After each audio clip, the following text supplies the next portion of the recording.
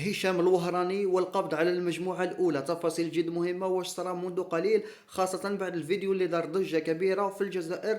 أولا صلوا على النبي وديروا لنا الإعجاب والاشتراك متابعينا. بخصوص هذا هشام الوهراني اللي دوريات خاصة الآن تقوم بالبحث عليه من طرف الأمن، بياري وكذلك بي ام بي جي والاس اس اي والدي اس اي، مع أن هشام الوهراني متواصلة بولاية تيبازا، وكذلك وهناك أيضا احتمالية وجوده في ولاية أخرى. وثاني قبضوا على مجموعة أخرى بعد تداول مقطع فيديو الإطاحة بمجموعة كان فيها متكونة تحديدا حاليا من 3 أشخاص. وتعود وقائع القضية لتعرض شخص أيضا آخر، تعدوا عليه من طرف 3 أشخاص بعد استدراجه من طرف أحدهم وقيامه بطلب توصيل عن طريق أحد التطبيقات، تطبيقات التوصيل، من أجل نقله لأحد الأحياء ببلدية بيرتو. تتخيل البعض من هذو الناس توصل بهم الجرأة حتى ينشروا هذيك الفيديوهات عبر مواقع التواصل الاجتماعي كما دار هذا هشام الوهراني. صراحة لازم الضرب بيد من حديد باش ما تزيدش تكرر هذه الأفعال الشنيعة. وأيضا متابعينا الكرام، كاين حالة استنفار قصوى، لأنه